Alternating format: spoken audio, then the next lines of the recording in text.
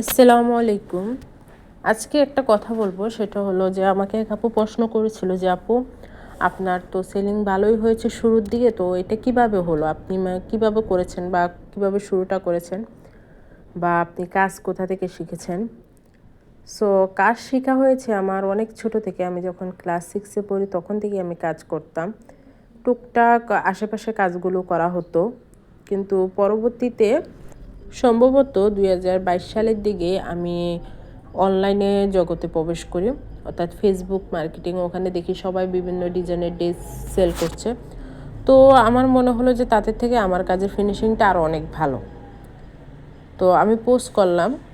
তো প্রথম দিকে আমার সেলটা অনেক বেশি হয়, তার কারণ যে আমি কিছু ডিজাইন নিয়েছিলাম, ইউনিক কিছু ডিজাইন, যে ডিজাইনগুলো পোস্ট করার সাথে সাথে আশেপাশে আপুদের দৃষ্টি আকর্ষণ হয় এবং তারা ওই ডিজাইনগুলো সিলেক্ট করে নেয়। যেহেতু গরমকাল ছিল, তখন স্কার্ট বা টপ সেটের যে ডিজাইনগুলো সেগুলো খুবই ভাইরাল ছিল। তো সেই ক্ষেত্রে আমি প্রথম দিকে খুব সাড়া পেয়েছি, মানে আপুরা প্রচুর পরিমাণে ড্রেস নিয়েছে। এমন হয়েছে যে আমি তখন শুধু কাজে ব্যস্ত ছিলাম। তাছাড়া আমার যেহেতু বাবু ছিল, সময়টা ম্যানেজ করতে অনেক কষ্ট হয়ে গেছে প্রথম দিকে। তারপর যে কাস্টমাররা নিয়েছে তারাই আবার বাসায় চলে আসে। তারা আমার কাজগুলো দেখে যে হ্যাঁ আপু, আপনি কি এটা পারেন, বুরকা পারেন বা গাউন পারেন, লেহেঙ্গাগুলো পারেন কি না। তো ওরা জিজ্ঞেস করার পর যখন জানে যে হ্যাঁ আমি পারি, তো তারা আবার বাসায় চলে আসে। তো সেই ক্ষেত্রে দেখা যায় যে আমার অনলাইনে কাজটা বন্ধ হয়ে যায়, কারণ অফলাইনের কাজগুলো শেষ করে অনলাইনে করা, অর্ডার নেওয়া, পোস্ট করা, এগুলো করা সম্ভব হয় না। তো এই ব্যস্ততার কারণে, তাছাড়া সংসার তো আছেই, ব্যস্ততার কারণে আমি কিন্তু অনলাইন থেকে পিছিয়ে পড়ি। তো মাঝে মাঝে এসে একটা দুইটা পোস্ট করি।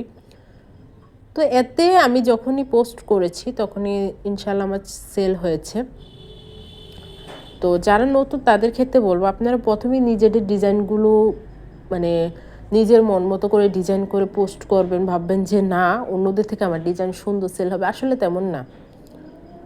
অনলাইন জগতে আপনি যত ভালোই কাজ জানেন, সেটা তেমন মূল্যায়ন হয় না। বিশেষ করে যারা ভাইরাল তাদেরটাই কিন্তু মূল্যায়ন হয়। আমি অনেক দেখি যে কাজের ফিনিশিং ভালো না, তেরা বেঁকা সেলাই, তারপরেও দেখেন তারা কতটা গুরুত্ব পাচ্ছে, তাদের ড্রেসগুলো সেল হচ্ছে। কিন্তু অনলাইনে দেখবেন যে ভাইরাল যে টপিকগুলো আছে, ড্রেসগুলো আছে, ওগুলো আপনার পিক কালেক্ট করবেন, ওই ডিজাইনগুলো সেম টু সেম ডিজাইন করার চেষ্টা করবেন। দেখবেন ওগুলোর প্রতি মানুষের আকর্ষণটা থাকে। ভাইরাল নতুন নতুন যে ডিজাইনগুলো বের হয়, ওগুলো আপনারা বাজার থেকে ওই কাপড়গুলো কালেক্ট করে তারপর বানান। এরপর যখন আপনার পরিচিতিটা বেড়ে যাবে, তখন আমি বলবো যদি আপনাদের হাতে পুঁজি থাকে, অবশ্যই কম দামে কাপড় এনে তারপরে ড্রেস বানাবেন। কারণ মার্কেট থেকে কাপড় এনে, যেটা আমি করি, বাজার থেকে কাপড় নিয়ে আসি, সেই কাপড় দিয়ে ড্রেস বানিয়ে সেল করি। এতে শুধু আপনার সেলাইয়ের টাকাটাই থাকবে কোনো রকম, তাও তেমন একটা প্রফিট হয় না। কোনো রকম দামটা উঠে, যে আপনার সেলাইয়ের কস্টিংটা উঠে, কিন্তু আপনি কোনো প্রকার লাভ করতে পারবেন না, যেহেতু আপনার সব লাভ সেই কাপড়ের টাকাতেই চলে যাচ্ছে।